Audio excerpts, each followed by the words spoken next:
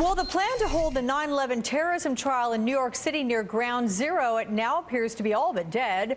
The Justice Department is looking at possible alternative sites for the trial of confessed 9/11 mastermind Khalid Sheikh Mohammed and 4 alleged accomplices. Mayor Michael Bloomberg publicly withdrew his support for the idea this week, citing the huge security costs. Joining me now, Julie Menon, chairperson of New York City's Community Board 1. The area includes the federal courthouse where the trial was scheduled to be held. It also includes Ground Zero.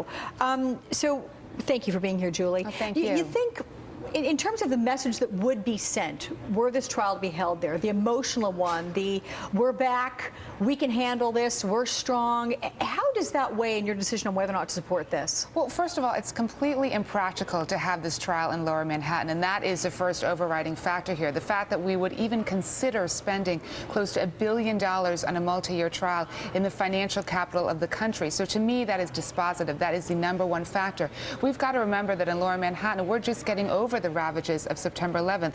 So why on earth will we put this trial back into the neighborhood, particularly given the fact that it is where the New York Stock Exchange is, where the Wall Street companies are, we're in the middle of an economic recession. We can't risk having yet another attack. We've already been attacked twice in this neighborhood. Well, so my question to you, is your concern mostly out of the financial cost for providing security, or is it the threat of a real viable terrorist attack? It's actually all the above. It's the financial cost, it's the safety and security of the hundreds of thousands of people who live and work in Lower Manhattan. We're the 4th largest commercial business district.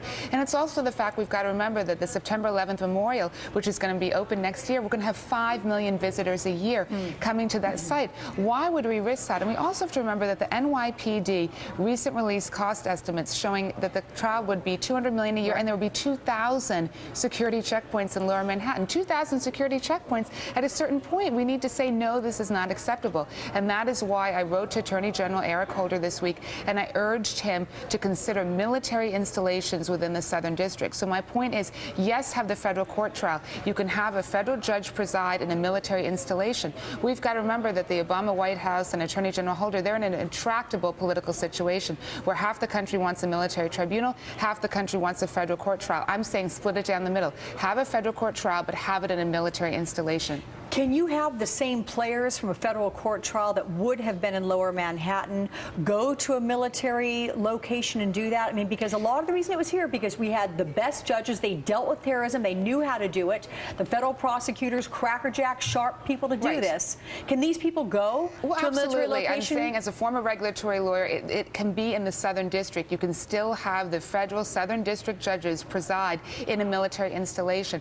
It does not have to be in a federal courthouse, and that's why I think the administration looked at this in a narrow focus. They said, let's either put it in the federal court in Lower Manhattan or let's put it in the federal courthouse in White Plains, New York. That's too narrow focus. You can look at military installations. Installations like whether it be West Point or the Stewart National Air Guard Base or the Federal Bureau of Prisons in Otisville, New York. And then you've got the military imprimatur. All right, now, let's say that the next step, though, does not go the military route, but to another civilian court.